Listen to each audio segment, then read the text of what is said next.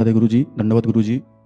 मैं यहाँ पे जेल अधीक्षक के रूप में तैनात हूँ महाराज जी, मथुरा कारागार में। इस समय 1600 बंदी हैं और बहुत से ऐसे बंदी होते हैं महाराज जी जो 16-16 साल से 18-18 साल से कारागारों में निरुद्ध हैं। व्यक्ति मर जाता है तो यह माना जाता है कि वो प्राप्त नहीं होगा, लेकिन कारागारों में निरुद्ध हो जाने के बाद उनके परिवार पर यह संकट आ जाता है कि न उनसे मिल पाते हैं और न उनसे बातें कर पाते हैं, तो उनका परिवार भी तिल तिल मरता रहता है, जिसके कारण वह अवसाद की स्थिति में आ जाते हैं और कभी कभी ये करते हैं कि सुसाइड की उनकी टेंडेंसी आ जाती है और बंदी आत्महत्या कर लेते हैं। तो महाराज जी, इस समय हम लोगों ने आपकी प्रेरणा से राधे राधे का जाप कराना शुरू किया है, तो काफ़ी परिवर्तन आया है। तो महाराज जी, हम चाहेंगे कि उनको कुछ इस प्रकार के संदेश। हाँ, एक हम आपको सिद्धांत बताए देते हैं जो परम सत्य और शास्त्रीय है। अवश्य में वो भोक्तव्यम कृतम कर्म शुभाशुभम।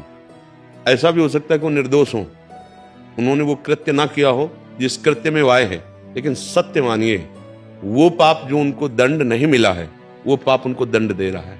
तुम्हें नया पाप नहीं करना आत्महत्या करके। आत्महत्या करने से वो दुर्गति होती है जो घोर पापाचारी की होती है।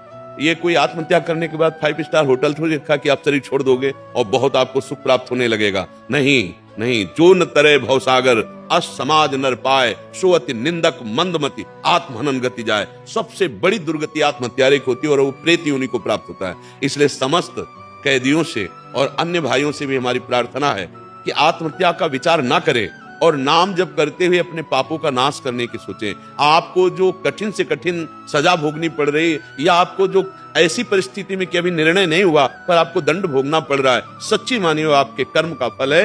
1 सेकंड भी आपको कोई कष्ट नहीं दे सकता यदि हमारा कर्म हमारे विपरीत ना हो। हम इस आज के सत्संग में यही कहा, ये जो आप लोग मन माने आचरण करते हैं, मदिरा पीना, व्यभिचार करना, पशुओं को पका करके खाना, हिंसा करना, आप देख लीजिएगा इसका जब परिणाम आएगा तो हो सकता है आप उस केस में बिल्कुल दोषी ना हो, लेकिन आपको भयानक दंड मिलेगा क्योंकि आपका पापाचरण एकत्रित हो रहा है। तो आत्महत्या वो उपाय नहीं जिससे हम दुख से मुक्त हो जाएं।